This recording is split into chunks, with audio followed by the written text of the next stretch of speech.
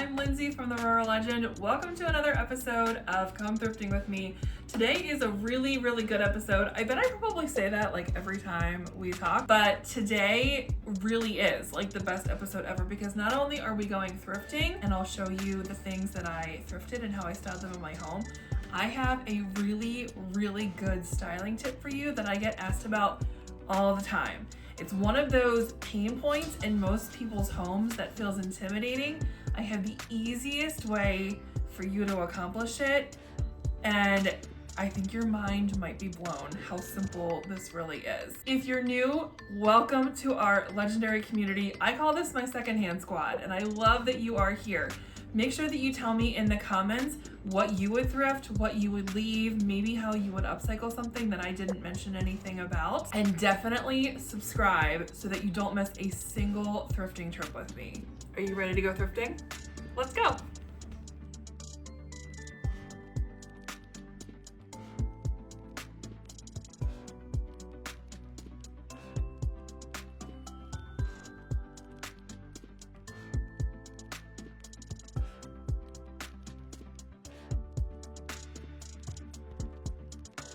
I really debated whether or not I wanted to bring this piece home. This is from Syracuse, China. Look at that beautiful blue and white pattern. This is one of those plates that would look beautiful hanging on a wall. This basket tray was beautiful. The scalloped edge, the price was $3.99. You could style this on a coffee table, use it in an outdoor space when you're entertaining. Super cute. And look at this guy. I'm assuming it's meant to hold napkins, but you could put really anything in here. Corral your remotes and other things on your coffee table. Possibilities are endless. The pattern on this teacup and saucer was absolutely stunning. There was only one set. I did check over in the dishware section. This was the only one, but it's so pretty. Look at this collection of brass candlesticks. I'll show you in a second. There are a bunch more on the shelf. Look at that filigree detail on the base. There were 4 total in different sizes. Such a great little grouping. Another piece I was tempted to buy for Jackson's room. So Jackson is my son. He's 9 years old. This penguin planter would be so cute with a little plant styled in his bedroom. I absolutely adore vintage Asian pottery like this. They were asking $9.99, which was a little steep. I know in some thrift stores that's considered a steal, but in my area, it's pretty pricey. If you didn't love the green color of this vase, it has such great bones to paint any color you wanted. What do you think this little handmade pottery piece is made for? My guess is that it's a flower frog, so you can put stems down in those little holes, but you tell me. Also, how beautiful is that little plate? This brass bell is a great quirky piece. It had a really heavy anchor that you mount on the wall, and then this hangs on that, but there was a pin missing. So essentially it's broken. I don't think it would take much to fix it. Look at this marble slab. I'm always grabbing marble pieces like this when I'm thrifting because they are so much more expensive buying them new.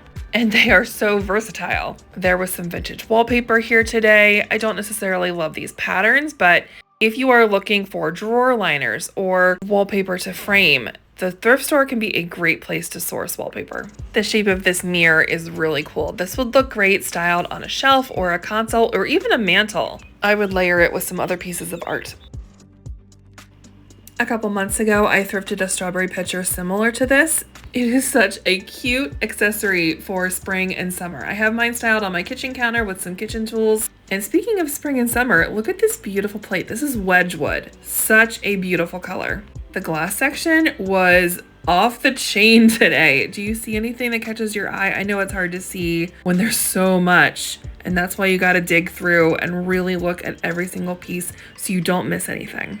One thing I did find on these shelves I wanted to show you as a great example of what not to use for homemade candles. This kind of glass is just way too thin. It will break when it gets too hot. What do you think of this vintage candle sconce? I've never seen anything like this before. It's not necessarily valuable, but it's old and it could add some really cool personality to a house.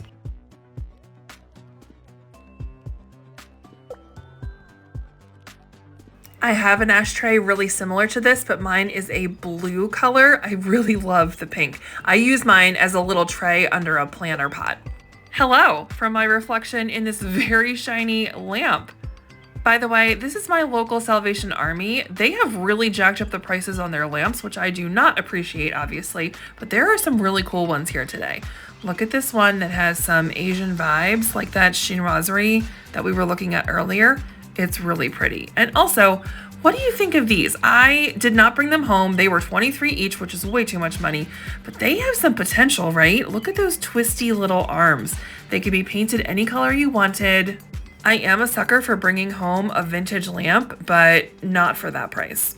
Wicker accents like this are so on trend. Look at the beautiful skirting on this nightstand. Your weekly reminder not to sleep on the thrift store for large wall frames. Look at the selection.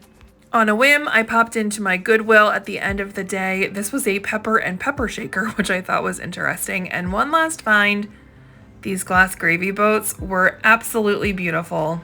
This is the kind of thick glass that you could turn into a candle. It's super bright. I just left a thrift store with nothing, which is so normal, but I don't know if I filmed more than like maybe 2 things in the entire store. Again, normal. My thrift stores aren't always, where did I park? My thrift stores are not always like a gold mine. I do have days where I barely grab anything. I did meet one of you though, which is always really weird for me that people recognize me, especially for my voice, but I also love it. If you do see me out in public, I would love if you said hi. I found my car. All right, it is a small haul, but let's talk about what I bought and how I styled it. We're just gonna jump right into it. I thrifted that little green Wedgwood plate. Do you remember it? It's hard to see in this little sped up process. This is my tip for how to style a gallery wall, whether it's a plate wall or frames. Trace each piece onto either craft paper, butcher paper. This is actually like the brown paper that my items came wrapped in an Amazon package. Using masking or painter's tape so you don't damage your walls, arrange everything on your wall where you want your gallery to go. This will give you a really great visual representation. So you can see here how I'm playing around with things. The first 2 rounds, I didn't really love it.